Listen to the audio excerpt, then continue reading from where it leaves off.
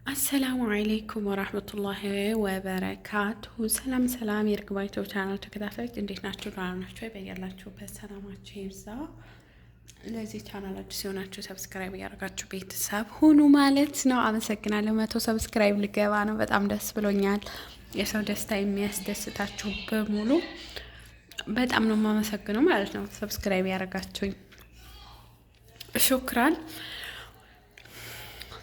ማስቲካ እያላመጥኩ ነበርና አላውጣው መሰለኝ እያሞሰካሽ እንዳትሉና ዛሬ የመጣሁት ግን ለቁም ነገር ነው ጋይስ። ከልባችሁ ሆናችሁ ይሄን ቪዲዮ አዳምጣችሁኝ ከዛ ምክር እንድትሰጡኝ እፈልጋለሁ ከእናንተ። ዛሬ ቢንት ሙሳ ምክር ትፈልጋለችና እንትን ቆይ ሌላ ቦታ ልሄድ። በነገራችን ላይ እዚህ ጋር ሰዎች ሊሄዱ ነው።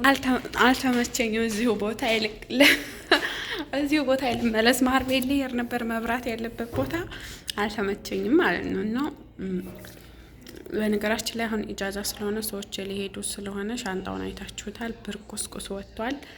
እና ልላችሁ የፈለኩ ምንድነው ምክር ስጡኝ ያልሽው ምንድነው? ያ ቢንት ሙሳ ብትሉኝ ቆይ ወደ ውጭ ልውጣቦ። እና ምክር የምፈልገው ከእናንተ ምን መሰላችሁ? ታውቃላችሁ አሁን አዲስ ህግ መጥቷል ሳውዲ ላይ ማለት ነው። ሁላችሁም ታውቃላችሁና እኔ ደግሞ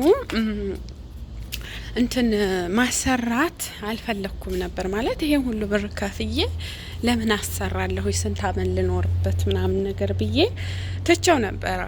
ምክንያቱም እኛ በጠለብ የመጣን ሰዎች በጣም ብዙ ጊዜያችን ነው እዚህ ሀገር ከገባን ማለት ነው። እና ከዛ ያው ሴትዬ ደግሞ ከዚህ ቀደምም ጠይቃኛለኝ እኔ ኢቃማ ላሰራልሽ እፈልጋለሁ ምናምን ነገር ብላኝ ነበር ማለት ነው። ግን ስላልተፈቀደ ረመዳን መጨረሻው ላይ ጠየቀችኝ። ወይ እንትን ይወጣ ቁመቴ ልታዩት ነው ጋይስ።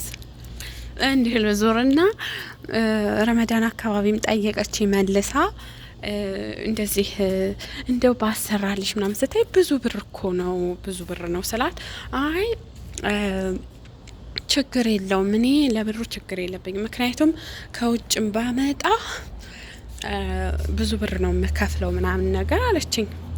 ከዛ እኔ ሆዬ ጀርቢ ምናምን ነገር አልኳትኝ።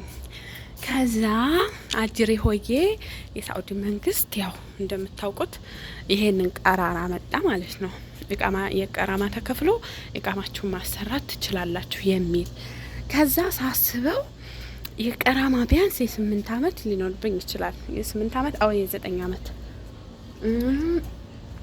ከዛ የከፊል ወይ ብትሮፍ ብትላብ ኩራ እና ልጆቹ መጡብኝ። እንደው ቀረጻዬን ሳልጨርስ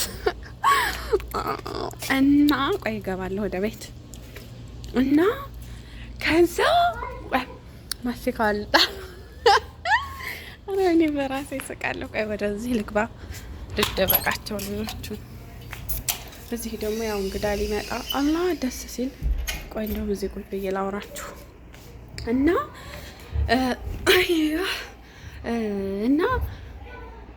ባርድ ነው እዚህ እሺ ሙከየፍ ምናምን ስላለ እንግዳ ሊመጣ ስለሆነ ነው። እና ከዛ ይሄ ሁሉ ብር ከፍዬማ ኢቃማ አላሰራም። የቱን ያህል አመት ልኖርበት አስቡት። የቀራማ ወደ 6000 ብር፣ የከፊል 3000 ምናምን፣ የተናዙል 2000፣ የቅጣት 1000 አስቡት። ወደ 9000 ላሞ 9000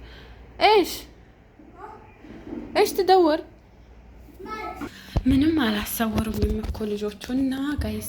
ባጭሩ ስነግራችሁ